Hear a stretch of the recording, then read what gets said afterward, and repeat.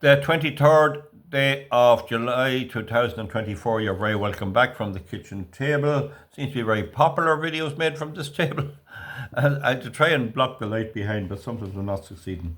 And this is on the migration crisis and the treachery of our Irish rogue government. Now, as I said in an earlier video, 885 million euros, almost a billion, has been paid out to companies, mostly all registered abroad, all reaping up our money to provide buildings. These crowd buy clapped out buildings or old buildings where nobody wants, and they do a bit of renovation on them, and then they get paid all this money. And most Irish people are definitely against this. And I believe, and we do believe, there is votes in this. There is votes if we handle it right. Please listen to me. You might say he's only a farmer with cows, but I know the Irish people very, very well, and I know what makes them, how they think. Now, so 85 million, and some of that money is paid to companies that own buildings after the migrants have gone out of it for some reason. They still get paid. So it's largesse. It's give money, money, money. Now, I've spoken to 3 separate people who saw male migrants walking down the streets, 2 in country towns, 1 in Dublin, and taking down their trousers and defecating on the street, using the street as a toilet with no regard for anyone watching them. This is a complete different culture, and probably too a complete disregard for the feelings of the local people. Some of the people who would have witnessed that have went in and voted for Fine Gael, Fianna Fáil and Sinn Féin. That's the reality of it. So we are in a desperate situation to try and find a legal way to combat this, and I think I have very good ideas on how to do it. Decent people must have a passport to go abroad or even to come back into the country, and these people can throw their passports in the bin, no remarks passed. Given houses, dole, healthcare and everything. So now the new selected Vice President of the United States, J.D. Vance, who will be running with Trump, and you can see the efforts they've made to take them out, has said that England is becoming a nuclear-armed Islamic state. It didn't go down well, but there have been riots in Leeds and riots in London, all with this mass migration. That's England's problem. We in Ireland never went down that route until now. And it's still possibly time to stop it and fix it. And we'll deport most. There will be some that will be decent people. We might select them on some position, but we will have to deport most. That would be the first thing. All this spending is in vain if we can get our hands on power. Now, the plantation of Ireland happened in the 16th, 17th and 18th century, and people maybe were in a bit of denial about it. Maybe people felt this couldn't be happening. I had my farm, this is my grandfather's farm, my father, and now I have to pay rent to keep it. And maybe there was a bit of denial. So our first task is to get our Irish people to acknowledge that this is not just a temporary thing. This is a treacherous anti-Irish campaign to destroy us and our country. Young people now, when they get their education, look abroad. There seems to be no future in Ireland, and if this goes on, there will be no future in Ireland.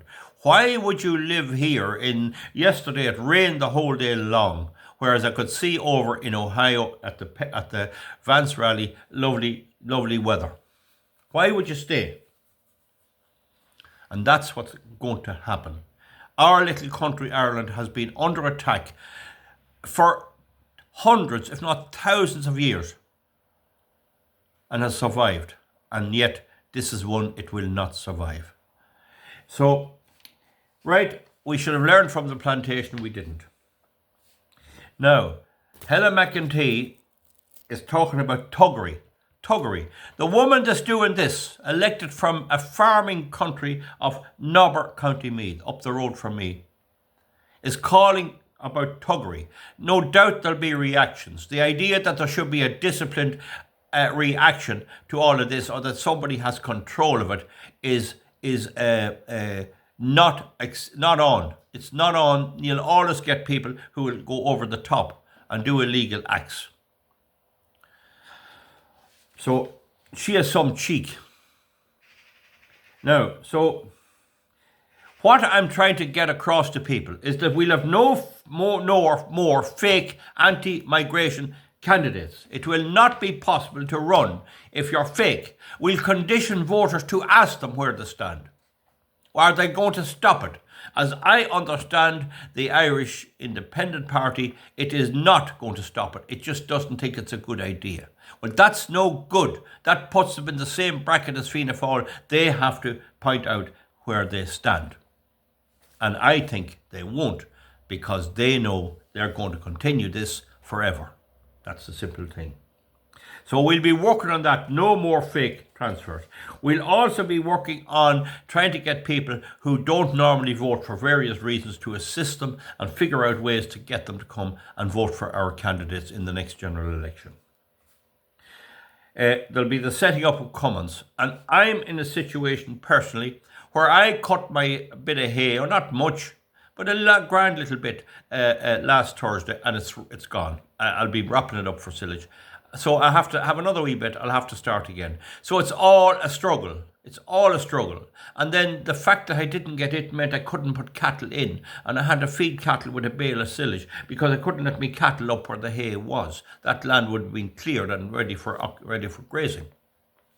So it is not easy, but we will probably get there if our health sticks it.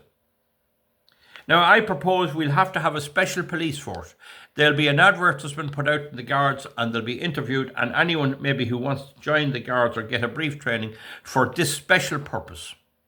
They'll be enforcing migration, and the Guards will have very little to do with it. Certainly Drew Harris will not have a say. They'll be put under a special unit to deal with this.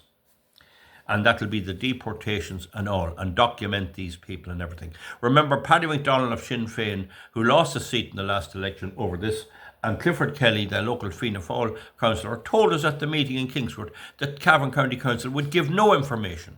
Yet you hear them harping on about special protected people who are special protected. They don't even know what those circumstances are.